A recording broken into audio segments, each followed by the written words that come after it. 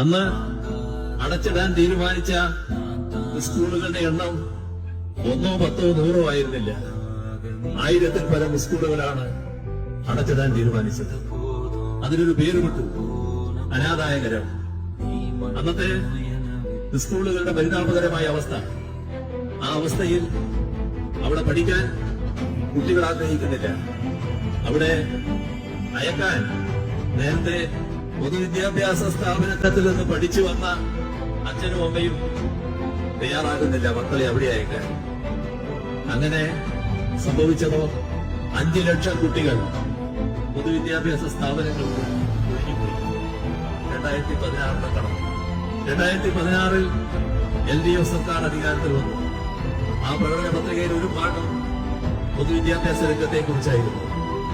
ശക്തമായ നടപടികൾ ആരംഭിച്ചു.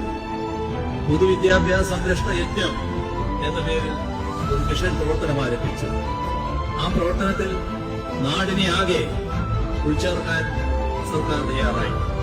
നാടും നാട്ടുകാരും ഒന്നിച്ചെഴുന്നേൽക്കുന്നു. നമ്മുടെ പൊതുവിദ്യാഭ്യാസ മേഖലയുടെ വലിയ മാറ്റമാണ് പിന്നീട് കാണാൻ കഴിഞ്ഞത്. വെറുതെ ഉണ്ടായ മാറ്റമല്ല, 5000 കോടി രൂപ പൊതുവിദ്യാഭ്യാസ മേഖലയിൽ സർക്കാർ ചെലവഴിച്ചു. ആ മാറ്റം സ്കൂളുകള് നവീകരിക്കപ്പെട്ടു. അവിടെ ആവശ്യത്തിനുള്ള ലാബ് സൗകര്യങ്ങൾ വന്നു, ലൈബ്രറി സൗകര്യങ്ങൾ വന്നു. എല്ലാ തരത്തിലും ക്ലാസ് മുറികൾ നല്ല സ്മാർട്ടായി മാറി, സ്കൂളുകൾ ഹൈടെക്കായി മാറി. 5 ലക്ഷം കുട്ടികൾ ഒഴിഞ്ഞുപോയ സ്ഥാനത്ത് 10 ലക്ഷം കുട്ടികൾ പുതുതായി വന്നു ചേരുന്ന അവസ്ഥയുണ്ടായി.